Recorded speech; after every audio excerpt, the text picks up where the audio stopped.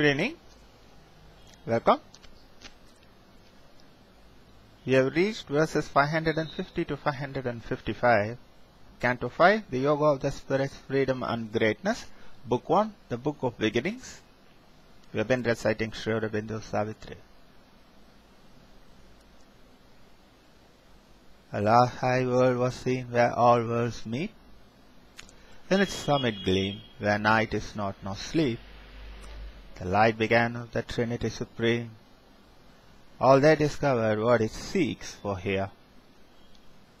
It freed the finite into boundlessness and rose into its own eternities. The inconscient found its heart of consciousness, the idea and feeling groping in ignorance. At last clutched passionately the body of truth, the music born in matter's silences, plucked nude out of the ineffable's fathomlessness, the meaning it had held but could not voice, the perfect rhythm, now only sometimes dreamed, an answer brought to the torn earth's hungry need, rending the night that had concealed the unknown, giving to her her lost, forgotten soul. A grand solution closed the long impasse, in which the heights of mortal effort end. A reconciling wisdom looked on life.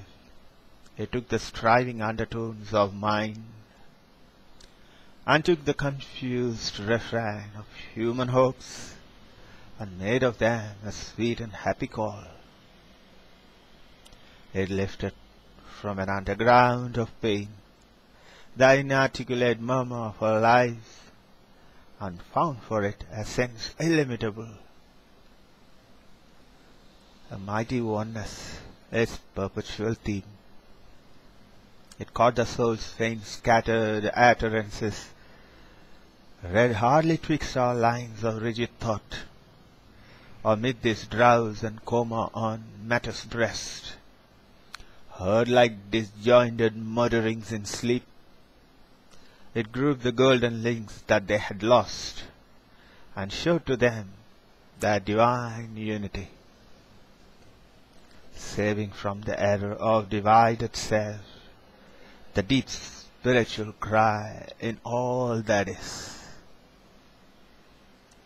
All the great words that toiled to express the One were lifted into an absoluteness of light, an ever-burning revelation's fire, and the immortality of the eternal voice. There was no quarrel more of truth with truth. The endless chapter of their differences, retold in light by an omniscient scribe, traveled through difference towards unity. Mind's winding search lost every tinge of doubt, led to its end by an all-seeing speech that garbed the initial and original thought with the finality of an ultimate phrase.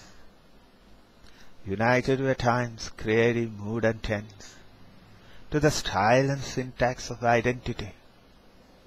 A paean swelled from the lost musing deeps, an anthem pealed to the triune ecstasies, a cry of the moments to the immortal's bliss, as if the strophes of a cosmic ode, a hierarchy of climbing harmonies, people with voices and with visages, aspired in a crescendo of the gods.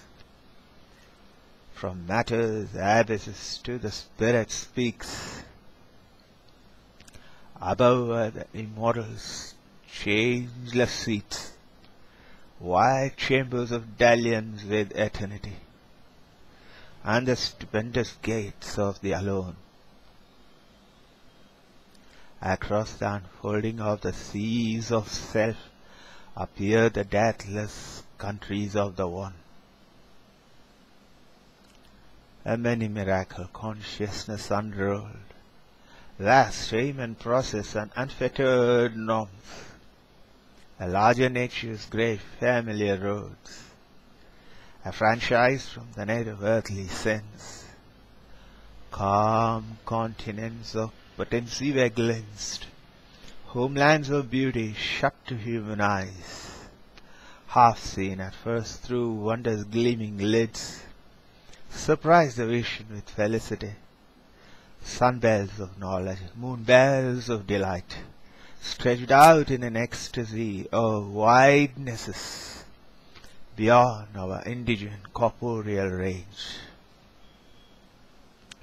There he could enter, there awhile abide,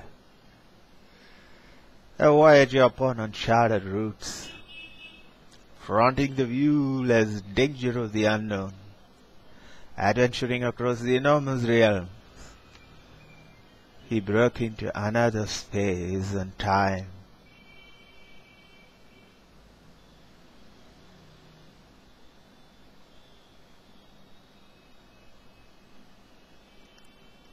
That would be end of Canto 5 and the end of Book 1.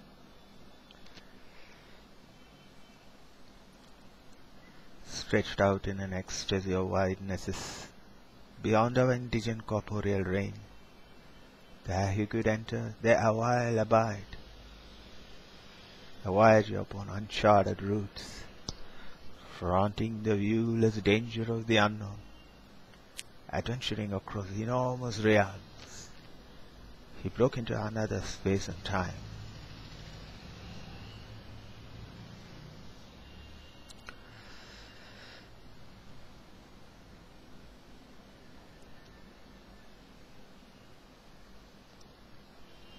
Thank you.